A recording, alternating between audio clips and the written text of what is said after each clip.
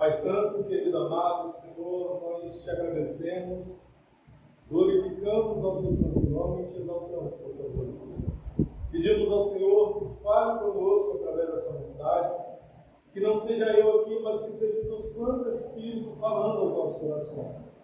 Senhor, repreende-nos, exorta-nos, ó Pai, corrige, Senhor, a tua igreja, faz a tua igreja permanecer no teu caminho, em nome de Jesus.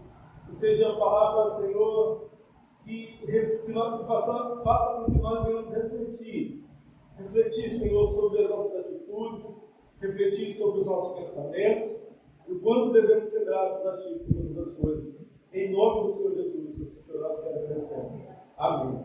E graças a Deus. Só um minutinho.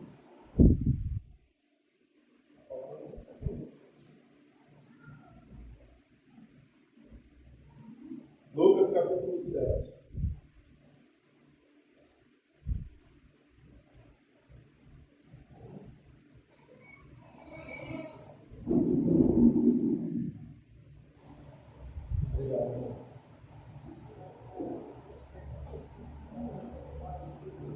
Lucas capítulo 7, versículo 36 em diante.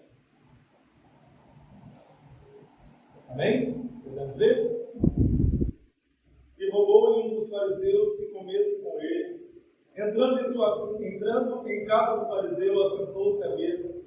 E eis que uma mulher da cidade, que era uma pecadora, sabendo que ele estava à mesa em casa do fariseu, levou um vaso de alabastro com unguento. E estando por detrás dos seus pés, chorando, começou a regar os seus pés com lágrimas. E os enxugava com os cabelos da sua cabeça, e beijava seus pés, e os ungia com unguento. Enquanto isso, viu o fariseu o que tinha convidado, falava consigo, dizendo: se este homem só não fosse profeta, bem saberia quem e qual é a mulher que lhe toca, pois é uma pecadora. E respondendo Jesus disse: Simão, uma coisa tenho a dizer-te. E ele disse: dize-a, mestre. Um certo credor tinha 2 devedores. Um devia-lhe 500 dinheiros e o outro 50.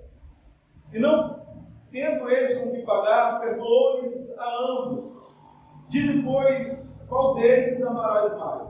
O amará mais. E Simão respondendo disse: tenho para mim que é aquele quem mais perdoou. E disse Jesus: julgaste bem. E voltando-se para a mulher, disse a Simão: vês tu esta mulher? Entrei em tua casa e não me deste água para os meus pés. Mas esta regou os meus pés com lágrimas, e os enxugou com os cabelos de sua cabeça. Não me deste ósculo, mas esta desde que entrou, não tem cessado de beijar os meus pés. Não me ungiste a cabeça com óleo, mas esta ungiu os meus pés com unguento. Por isso te digo que os seus muitos pecados lhes são perdoados, porque muito amou. Mas aquele a quem pouco é perdoado, pouco ama. E disse a ela: os seus pecados te estão perdoados. Nem até aqui poderia sentar mais. Amados, por muitos e muitos anos eu li essa mensagem e entendi que há pessoas que são mais perdoadas e há pessoas que são menos perdoadas porque têm menos pecado. Na verdade, não sei se aconteceu isso com os irmãos também, mas na minha ignorância foi isso que eu entendi. E por muitos anos, já até, se eu não me engano, preguei sobre isso. E a verdade não é isso que o texto diz. Não é isso que o texto diz, que aquela mulher tinha mais pecados do que as outras pessoas. Na verdade, foi uma reflexão que Jesus faz daquele homem que se considerava um grande religioso. O problema, irmãos, está dentro do texto, nós vamos trabalhar isso, mas trazendo para os dias de hoje, não necessariamente o fato de você estar aqui hoje significa que você entende que você tem uma dívida impagável. E foi isso que o Senhor falou para o coração. Nós precisamos entender, a igreja precisa entender, as pessoas precisam entender que nós nós temos uma dívida impagável.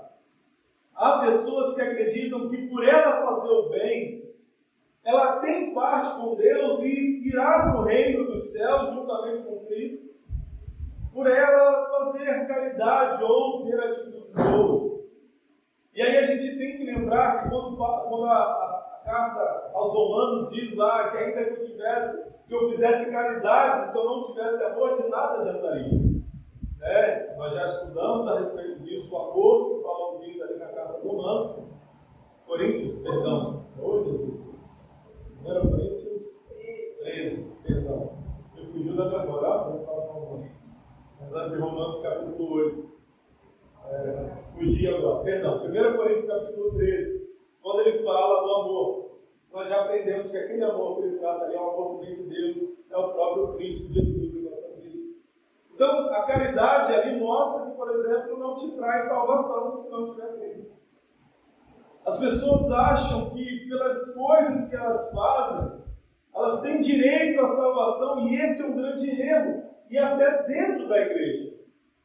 Porque oram muito, ou porque jejuam muito, porque buscam uma vida em santidade, fazem isso, fazem aquilo, acham que por isso merecem algo de Deus, ou que Deus tem uma dívida com ele.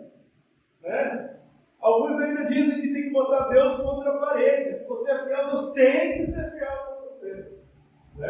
Se você é fiel no dízimo, Deus tem que ser fiel com você, tem que fazer isso, aquilo outro. A verdade é que essas pessoas não entenderam que quem tem uma dívida impagável são nós.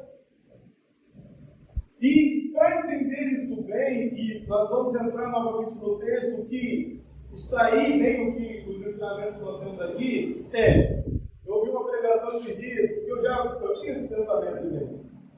A gente é muito fácil de dizer, Jesus morreu por todos nós. Aí você diz assim, mas, poxa, fulano comete uma massa que a gente deu na aula aqui, um crime terrível, assassinou alguém, eu não faço tal coisa contra essa pessoa. Beleza. Talvez você não tenha cometido um crime tão grave contra essa pessoa. Mas você precisa entender que se só existisse você no mundo, mesmo assim Jesus Cristo precisaria vir para te salvar. Você precisa entender o que a palavra nos diz, que todos pecaram e destituídos estão da glória de Deus. Você também pecou e precisa de Jesus. Se tirasse todos os crimes, ou todas as pessoas que nós consideramos pessoas mais ruins, se só existisse você no mundo, mesmo assim Jesus Cristo precisaria vir para te salvar. Você por si só não teria como agradar a Deus, e a palavra diz isso. As nossas obras de justiça são como trapos de imundícia. Então, a partir de quando você compreende que todos os dias que você estiver, enquanto você estiver nessa terra, você precisa de Jesus para que seus pecados sejam perdoados, para que haja salvação para você. A partir de quando você compreende isso, você compreende que tem uma dívida impagável. Como é que nós sabemos o texto que o texto não está dizendo que uns precisam mais de Jesus e outros precisam menos? E foi o grande erro que muitas pessoas interpretaram, eu digo, a partir de mim. Parece que algumas pessoas, a gente diz assim, fulano só Jesus. Como se nós, não, eu faço a minha parte. A verdade é que o plano da salvação já foi consumado antes mesmo de você existir. E se você está aqui hoje, não é para ser salvo, é porque você é salvo em Cristo Jesus, amém? É porque Ele salvou a minha e a sua vida. Isso faz com que nós venhamos compreender com perfeição a Cristo. E, diferente daquele homem que primeiro convida Jesus para a sua casa, A gente falou na quarta-feira, por exemplo, sobre Simão, que a palavra diz que creu, foi batizado, mas a verdade foi revelada por intermédio do Espírito Santo. E o coração daquele homem não havia ainda entrado no Cristo, pelo contrário. Ele queria o poder de Deus através de dinheiro. Foi isso que nós estudamos? E Pedro, bem, pelo Espírito Santo, foi revelado a Pedro que o coração daquele homem havia interesse, e não a verdadeira entendimento de que ele precisava precisava ser salvo por Cristo. Então, entendendo isso, nós entendemos que o fariseu cometeu a mesma coisa. Era religioso. Na verdade, a seita dos fariseus era a seita predominante naquele tempo, né, que brigava com os saduceus, né, e outros tipos, né, de linhas que existiam, mas as principais eram os fariseus e os saduceus, e os fariseus até então eram os principais. Era uma das maiores seitas, na verdade, né, que nós chamamos de seitas, e eles não se entendiam assim. As linhas teológicas que eles acreditavam ser, e era a maior que existia naquela época. Ou seja, era como se o cara dissesse, no dia de hoje, eu sou um cristão, estou dizendo que essa mulher é pecadora. Ela é pecadora. E pior de tudo, e nós vamos analisar o texto, ele disse, se esse homem fosse profeta, você saberia quem é. Ou seja, ele apenas convida a Cristo por uma formalidade. E não por, de fato, querer Jesus Cristo dentro da sua casa. É como se você fizesse um jantar e dissesse, vou chamar as autoridades. E aí, nós vamos trabalhar o texto que você não tem humildade para chamar de fato quem precisa ir. Você não tem intimidade com aquelas pessoas que você chamou. E você nem sequer reconhece elas do que elas são. Apenas por interesse. E foi isso que esse homem fez com Jesus Cristo. Jesus Cristo estava crescendo o conhecimento, as pessoas começando a conhecer mais Jesus, e a sua fama percorria sobre toda aquela terra naquele momento. E aquele homem diz, olha, eu vou chamar Jesus para ir para minha casa e almoçar comigo. E como é que nós entendemos o texto? Que o fariseu não entendia por que de fato Jesus Cristo estava. Nós temos uma grande diferença de dois homens que receberam Jesus em sua casa e o desfecho foi diferente. O fariseu, que tinha tudo para dar certo, tudo para receber o perdão de Deus dentro da sua casa e ter a sua vida transformada. E nós temos Zaqueu. Quando Jesus encontra com ele, diz, desce depressa que eu vou almoçar na sua casa. E dentro da casa, recebendo a palavra de Jesus, Zaqueu faz o quê? Se arrepende dos seus pecados. Ele diz, Senhor, eu vou pegar metade dos meus bens e dar aos pobres. E a outra metade eu vou restituir se eu fraudei alguém 7 vezes mais. Eu não posso deixar com que essas pessoas que eu fraudei, que eu magoei, que eu feri, continuem da mesma forma. Eu preciso tratar com elas.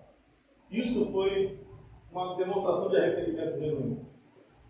E o que diz o Senhor? Hoje entrou salvação na sua casa.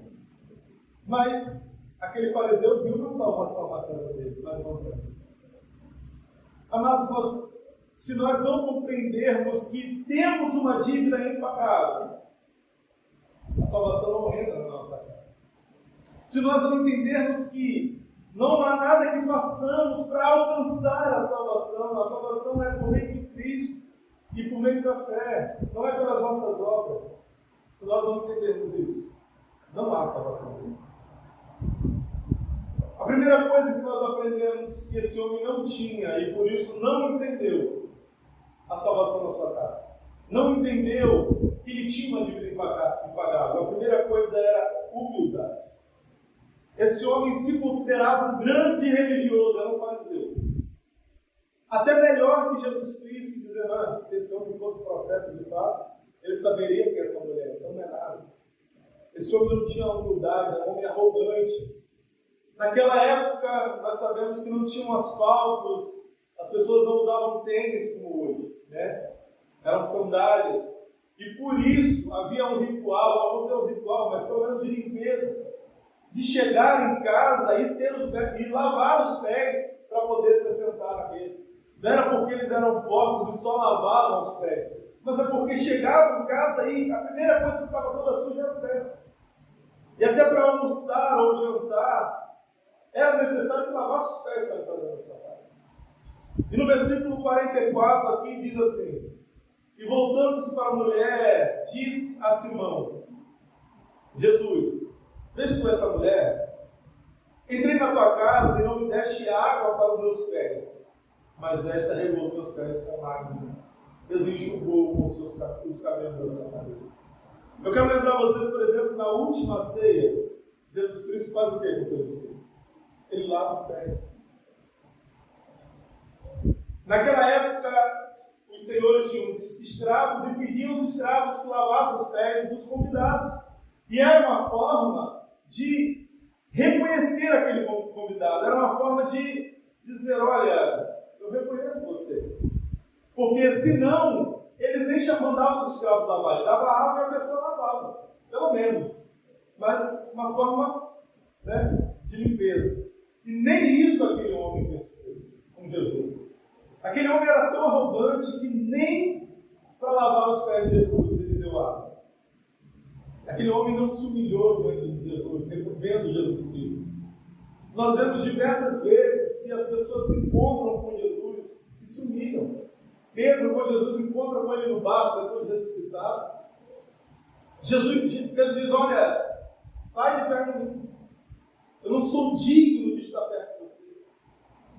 As pessoas, quando se encontravam com Jesus e o reconheciam, elas precisavam se prostrar de forma humilde.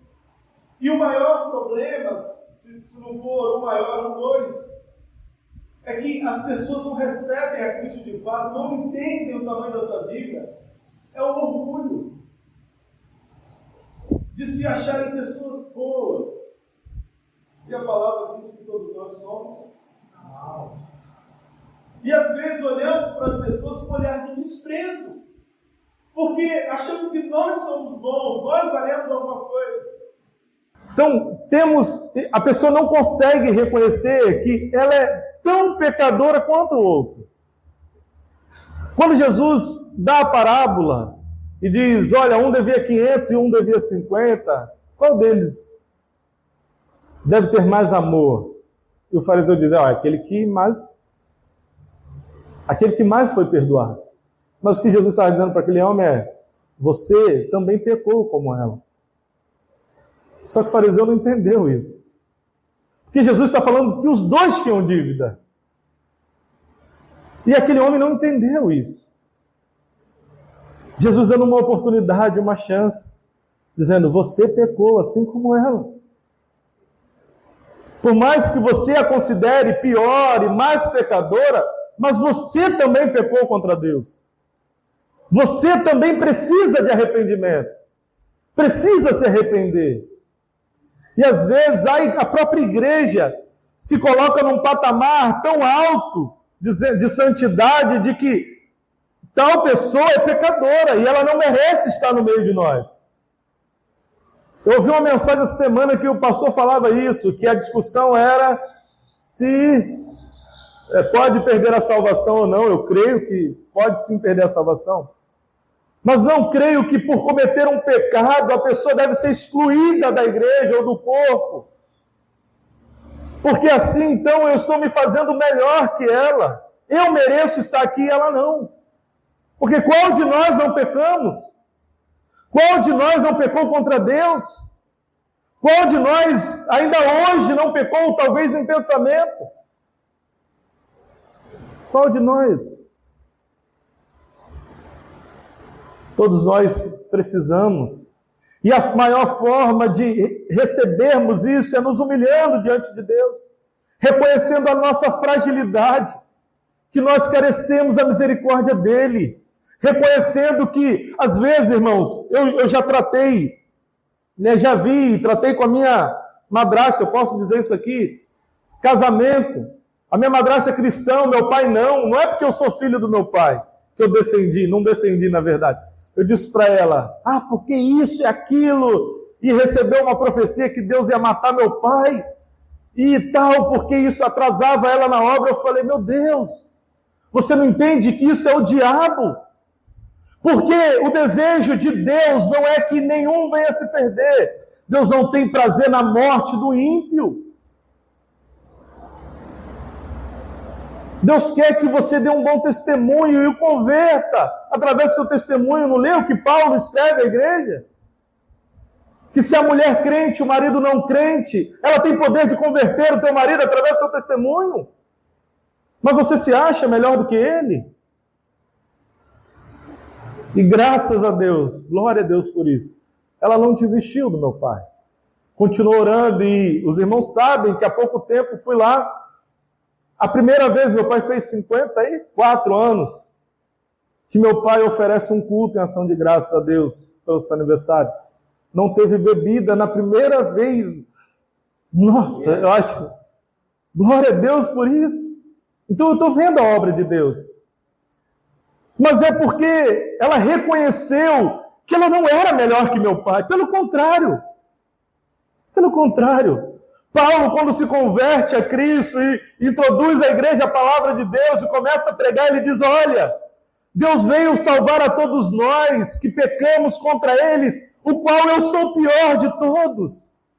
Mas esse mesmo Paulo, quando vai dar testemunho de si a respeito, né, do seu julgamento, ele diz que enquanto fariseu, era tão fiel à lei que não podia ser julgado por nenhum deles.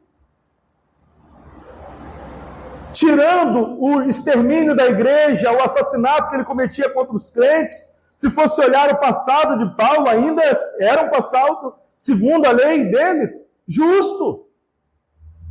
E ele se considera o pior de todos os pecadores.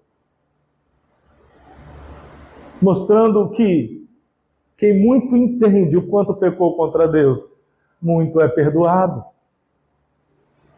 Nós precisamos entender que a primeira coisa é nos humilharmos diante de Deus. E aquele homem não tinha humildade. Aquela mulher chorava aos pés de Jesus e secava os seus pés com seus cabelos. Ou seja, a cabeça daquela mulher estava aos pés de Jesus. Não olhava Jesus com olhar de arrogância, de soberba, mas de cabeça baixa. Se os seus cabelos secavam os pés de Jesus, significava que ela estava olhando para baixo, para os pés de Jesus. Em sinal de humilhação, coisa que aquele homem não fez. A segunda coisa é, aquele homem não tinha intimidade com Jesus. Aquele homem não conhecia Jesus. Versículo 45, a palavra diz assim, não me deste ósculo, mas desde que entrou, não cessa de beijar os meus pés. Não me unge, não cessa, até aqui, versículo 45. Não tem cessado de beijar os meus pés. O que ele diz? Havia um costume judaico, e alguns vão dizer que isso foi a partir de Jesus, e não foi o que nós chamamos de ósculo santo, que a palavra vai dizer diversas vezes, saúdam os irmãos com ósculo santo, que era um beijo, por exemplo, na testa ou na face, um beijo respeitoso, não malicioso, né? Então, aquilo que nós chamamos a palavra de ósculo santo, que hoje é até difícil, né? Que é bem complicado dar um beijo no rosto de uma irmã, por exemplo, pastor, então por isso que eu evito as irmãs, só minhas coroinhas que eu faço. Mas justamente porque a gente tem que, né, hoje na sociedade em que nós vivemos, mas naquela época era comum, tamanha intimidade que tinham uns com os outros, o respeito, o amor, e nada disso aquele homem tinha com Jesus. Tanto que Judas, quando vai trair a Jesus, o sinal era um beijo na testa, era para ser um sinal que ninguém desconfiasse. Por quê? Porque era um sinal de respeito. Era um sinal de que aquelas pessoas se conheciam e respeitavam uns aos outros. E aquele homem não tinha esse sinal com Jesus. Aquele homem chama Jesus para a sua casa. E como é que você vai chamar pessoas que você não gosta para a sua casa? Eu não chamo. Hoje eu tenho convidados para um almoço na minha casa, pessoas que eu tenho no meu coração de infinito amor. Deus me deu um amor muito grande pela irmã Cristiana e pelo seu marido. Graças a Deus. Por isso que vão à minha casa. Agora, se não fosse, eu não sou hipócrita a ponto de convidar alguém que eu nem me importo. E foi isso que aquele homem fez com Jesus. Você gosta de visitas indesejadas na sua casa? Você as convida ainda? Porque Jesus não se convidou, diferente do que fez com o Zaqueu. Jesus não se convidou para ir para a casa daquele homem. Ele convidou Jesus. Era para demonstrar um respeito sequer, e nem isso. Aquele homem não tinha intimidade com Deus. Mas aquela mulher beijava os pés de Jesus. Eu quero lembrar vocês que mulheres nem falavam com homens naquela época. Quem dirá beijá-los? Mas aquela mulher beijava os pés de Jesus, dizendo: esse é meu Senhor. Era um sinal de reconhecimento, de dizer: Senhor, eu quero ter intimidade contigo, eu quero receber aquilo que o Senhor pode nos dar. E, quando nós olhamos para a igreja, qual é a intimidade da igreja de Cristo? Pouco conhece das Escrituras, pouco conhece a respeito de Cristo. Sequer não leram o Novo Testamento ou até os 4 evangelhos que falam da vida de Cristo. Os seus ensinamentos, como ele foi, como agiu. Não oram ao Senhor, não conversam com Jesus. Eu lembro de um testemunho de uma pessoa que chegou uma pessoa na sua casa e começou a falar que era ateu. E para alguns vai ser indelicado, mas para outros um grande exemplo de amor. E ele disse: não tenho problema nenhum com você ser ateu. Nenhum. E só que dentro da casa daquele homem, o ateu começou a falar muito mal de Deus e dizer que Jesus não era nada do que era. Ele disse: olha, a partir de agora você está desconvidado da minha casa. Porque dentro da minha casa ninguém fala mal do meu melhor amigo. Aquilo foi um grande exemplo para mim. Como é que você vai aceitar dentro da sua casa que falem mal da sua esposa, do seu marido, dos seus filhos? Você aceita isso? Filho, pior ainda, né? Talvez até do marido você fale, ou da esposa você mesmo fale. Só misericórdia, né? Mas agora do filho não pode tocar. É mentira? Tem crente que bota o filho lá como Deus, né? Um lugar acima, que não pode ser repreendido por ninguém. Mas você vai aceitar isso? Não deveria. Agora, se você tem intimidade com Cristo, você também não aceita falar mal dele dentro da sua casa. Se você ama Cristo como deveria amar, você não aceitaria isso. E como é que você sabe se ama Cristo ou não? Jesus mesmo diz: aquele que tem os meus mandamentos e os guarda, esses me amam. Alguns me chamam de Senhor e não fazem o que eu mando. Jesus disse para os seus discípulos: agora não chamo mais servos, te chamo de amigo. Lembra que nós louvamos o louvor aqui? Não sou apenas servo, teu amigo me tornei. Como é que é aquela estrofe? Esqueci, tem uma parte ali que eu ia citar na pregação e me fugiu a memória. Perto quero que só junto aos... Tudo que há em mim quero te ofertar. Pois ainda é pouco eu sei, se comparado ao que ganhei. Né? Pois ainda é pouco eu sei, se comparado ao que ganhei. Esse louvor é como se nós olhássemos para Cristo e dissesse: tudo que eu faço não adianta, Jesus. É muito pouco se comparado ao que eu ganho. Mas como é que você vai saber que tem uma dívida impagável com Deus se você não tem intimidade com Ele, não conhece, não sabe o tamanho do sacrifício? A palavra fala sobre despir-se da sua glória, que Jesus veio e foi humilhado. Qual de nós seria humilhado por outra pessoa? Porque quer mexer conosco, mexe com o nosso orgulho, né, irmãos? Se alguém te humilha, você não consegue aceitar isso. Não é isso? Agora, Jesus foi humilhado por causa de nós. Alguém que tinha todo o poder sobre os céus e a terra, e tem até hoje, foi cuspido, escarnecido, zombavam. É como se, eu lembro na época que eu era bombeiro hidráulico e me disseram assim: você não vai conseguir fazer isso. Irmãos, eu disse: o quê? Agora que eu faço mesmo. E fiz, por orgulho, para mostrar que eu era bom, dizer que eu era o melhor da minha equipe. Não era nada. Eu queria, né? Eu fui desafiado. Agora Jesus foi desafiado a descer da cruz. Se tu és verdadeiramente filho de Deus, desce daí. Se Jesus fosse orgulhoso, ele ia dizer: eu vou mostrar para vocês que eu sou filho de Deus. Porque nós temos o costume de dizer como Elias: mostra para esse povo que é Deus de Israel. Mostra para todo mundo que o Senhor é meu Deus. Jesus não precisou provar nada a ninguém. Ele, tendo todo o poder e autoridade, se humilhou por amor a nós. E por amor deveríamos fazer o mesmo.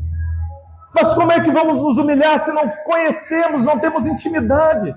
Não sabemos o tamanho desse sacrifício. Nós só sabemos como uma pessoa sofre se a conhecermos no íntimo.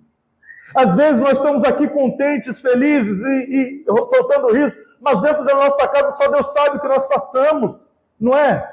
E só quem te conhece no íntimo, só quem te conhece, quem é seu amigo de verdade, sabe tudo o que você está passando. Então você só vai saber o tamanho da sua dívida se você conhecê-la e conhecer a Jesus.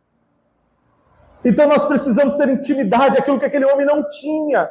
Como é que ele ia conhecer? Saber que ele tinha pecado e se ele se achava, só porque era descendente de Abraão, se achava justo. Achava que merecia a terra prometida. A terceira coisa que nós aprendemos com esse texto, amados, é aquele homem não reconhece Jesus como Senhor. Primeiro ele diz, se esse homem fosse profeta, ele saberia quem é. E quando Jesus fala com ele, eu tenho uma coisa a te dizer. Ele diz assim, fala mestre. Aquele homem não reconhecia o chamado de Jesus. Aquele homem até podia reconhecer Jesus como um mestre, mas não como um Senhor. Ele podia reconhecer Jesus como um professor, trazendo para o dia de hoje, mas nunca como o Senhor e Salvador dele. Prova disso, versículo 46. Não me ungiste a cabeça com óleo, mas ela ungiu os meus pés com unguento. Ungir a cabeça com óleo era um ritual que se fazia ao reconhecer o chamado de alguém. Lembrem quando o profeta foi reconhecer Saul, quando foi reconhecer Davi, foi ungir Davi, na verdade? Lembra? Assim eram reconhecidos os homens de Deus, os profetas do Senhor. Eram ungidos com óleo. E aquele homem não reconhece Jesus Cristo como seu Senhor. Ele pode até olhar Jesus como um bom mestre. Dito pela Márcia aqui na nossa aula, eu não sabia que ela ia falar isso, né? Não estava nem no texto. Então não pode dizer que eu copiei da Márcia. Mas que há pessoas que ainda se dizem de Cristo, igrejas, mas não reconhecem Jesus Cristo como Senhor e Salvador. Porque pegam outros ensinamentos, doutrinas pagãs ou até doutrinas humanas para fundamentar a sua fé. A verdade é, por exemplo, há uma seita que tem uma mulher chamada Ellen White, na verdade, às vezes até acima de Deus. Os escritos dela são sagrados. Contrariando o que a palavra diz, que a única coisa sagrada para nós é a palavra de Deus. E se vier um anjo do céu trazendo outro evangelho que esse, seja anátema. A própria palavra diz que não há nada que nós precisamos aprender que não esteja nas Escrituras Sagradas. Não há nada que o Senhor não queira revelar que não já esteja revelado através dos seus apóstolos. Através das cartas, dos evangelhos, nós conseguimos compreender todo o Antigo Testamento e não precisamos que um anjo venha nos explicar. Pessoas que não têm Jesus Cristo e os seus ensinamentos como autoridade em sua vida. Vivem a sua vida da forma com que querem, no seu prazer. Bem-aventurado aquele cuja lei medita de dia e de noite. A palavra de Deus deve ser a sua fonte. Como é que eu sei que uma autoridade está contra Deus, que uma lei é contra a palavra de Deus? Quando eu medito na palavra de Deus. Como é que eu vou saber que uma coisa é mentirosa se eu não souber o que é verdade? Você conhece uma nota de 50? Se te entregarem uma nota de 50 falsa, você sabe que ela é falsa? Alguns vão saber, não é? Mas como é que vocês sabem como ela é falsa? Sabendo como é a verdadeira. Se você não souber como é a verdadeira, como é que vai saber qual é a falsa? Hein? Eu digo, se eu comprar um tênis da Nike hoje, eu não vou saber se ele é falso ou verdadeiro. Eu não conheço o verdadeiro. Né? Não é porque eu não tenho dinheiro para comprar, não. Acho um desperdício. Dá um dinheiro caro, não tenho. Mas, também, dinheiro não é tão bom assim. Mas, não sei. Uma roupa de marca. Eu passo, às vezes, por umas lojas de roupa de marca e, às vezes, eu vejo um preço muito barato. E eu digo assim, caramba, será que é verdadeiro isso? Porque a roupa que eu compro não vou falar o nome não, que a outra do shopping não me paga direitos, né? Mas tem umas baratinhas que eu compro, 25, 30 reais. E aí eu olho às vezes, 200 reais. Esse dia eu vi uma que tem um jacarezinho. 200 reais uma camisa. Aí eu vi na internet vendendo por 50. Eu disse, como é que eu vou saber se é verdadeiro ou não? Eu não conheço qual é a verdadeira. Nunca, não dá para vestir uma camisa de 200 reais. É uma covardia demais com dinheiro. Né? Tanta gente necessitada. Lembrei da lista de Chandler, né? Como? Mas como é que eu vou saber se estão me ensinando algo errado se eu não conheço a verdade? Como é que eu vou saber se estão mentindo para mim se eu não sei qual é a verdade? Alguém pode dizer aqui que a lei manda isso, aquilo, aquilo outro. Eu não conheço a lei. Eu deveria conhecer, mas como é que você estuda toda a Constituição? Né? Só um advogado, só alguém que é... Né? Como é que você vai saber o que é certo ou errado? Se você não estudar a palavra do Senhor. Se você não meditar na palavra do Senhor. Se você não conhecer a Jesus Cristo. Jesus dizia, nunca leste das Escrituras. Elas de mim testificam. Aquele homem não reconhece Jesus Cristo como Senhor e Salvador da vida dele. Como é que ele podia, se ele meditasse de fato nas Escrituras, ele saberia que Jesus Cristo era o enviado de Deus? Ele saberia, ele seria mostrado a ele. Todos os indícios apontavam para Jesus Cristo. E como é que você reconhece Jesus Cristo como seu Senhor e Salvador? Se você não o conhece. Aquele homem não mostrou Jesus Cristo como uma autoridade na vida dele. Como é que aquele homem vai saber que tem uma dívida impagável com Jesus se ele não sabe nem quem é Jesus?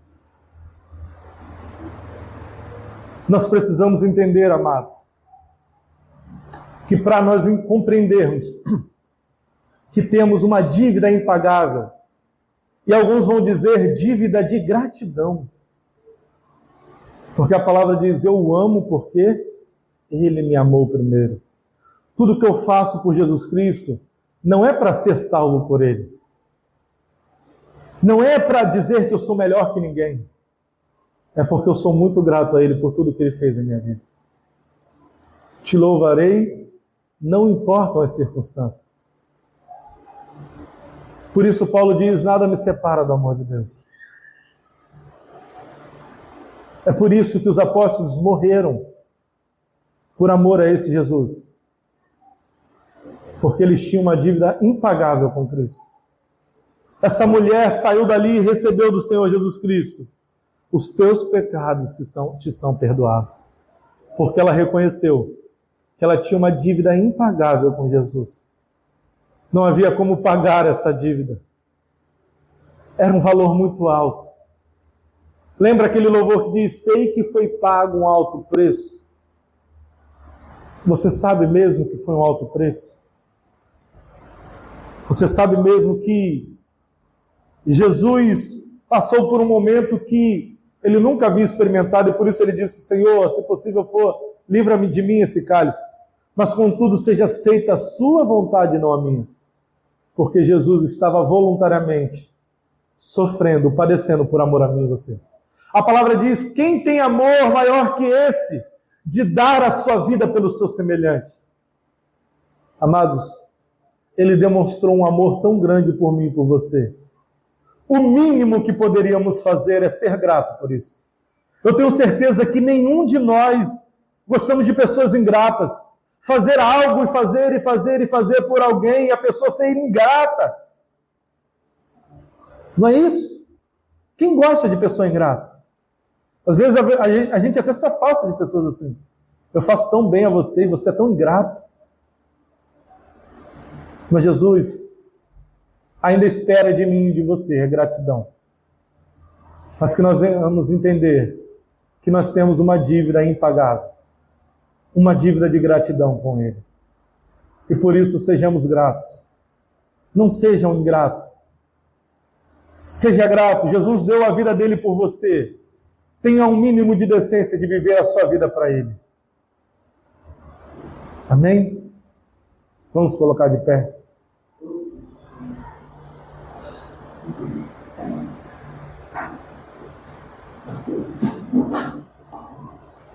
Eu lembro que ontem eu falei com a minha esposa, né, ela, não lembro o que ela fez, alguma coisa que ela botou para ela. Eu disse, você não pensou em mim também não? É tudo sobre você, para você. Mas há crentes que são assim. A gente lê a Bíblia e a gente acha que é tudo pela gente, pra gente, por a gente. É tudo para mim. Mas a palavra diz que é tudo por Ele. Foi por Ele, para Ele. É tudo sobre Jesus. É porque dele, por Ele, para Ele são todas as coisas. Glória, pois, a Ele eternamente. Porque o centro de todas as coisas é Jesus, amados. Quem somos nós nesse universo tão grande? A Márcia física vai explicar melhor que eu. Mas se de um avião você não consegue ver pessoas, quem dirá de acima da atmosfera? Nós somos tão insignificantes. Tão insignificantes nesse mundo tão grande. E mesmo assim, Deus enviou o seu Filho por amor a nós. Porque Ele ama, mas ama de verdade. Ele provou até o fim o amor dele por nós. O mínimo que podemos fazer é, até o fim, sermos gratos a Ele. Feche seus olhos, curve a sua cabeça. Reconheça que você tem uma dívida impagável com Jesus e que você precisa dele. Que você precisa que essa dívida seja paga. Que você necessita disso. E que se você entende que essa dívida foi paga lá na cruz, que você não teria condições de pagá-la mesmo que você vivesse toda a eternidade. Mas Jesus não cobra isso de você. Não cobra que você pague essa dívida. Por isso a palavra diz que os seus mandamentos não são penosos. Porque nós não fazemos por obrigação, mas sim por amor e gratidão. É por isso que nós estamos aqui hoje. Porque somos gratos a Ele. É por isso que nós vivemos em Cristo e rejeitamos a nossa carne, submetemos a nossa carne à vontade de Deus. É por amor e misericórdia. É por gratidão. É pela misericórdia de Deus. Pai Santo, querido amado, nós te damos graça. Te agradecemos por todas essas coisas e engrandecemos ao teu santo nome. Te agradecemos por essa mensagem, Senhor, que falou aos nossos corações e pedimos que por misericórdia, Senhor, ela entre nos nossos corações de tal forma que seja regada pelo Teu Santo Espírito e produza frutos, ó Pai. E o fruto que nós esperamos não é o fruto da carne, mas o fruto do Espírito, o amor, a paz, a longanimidade, a benignidade, a temperança.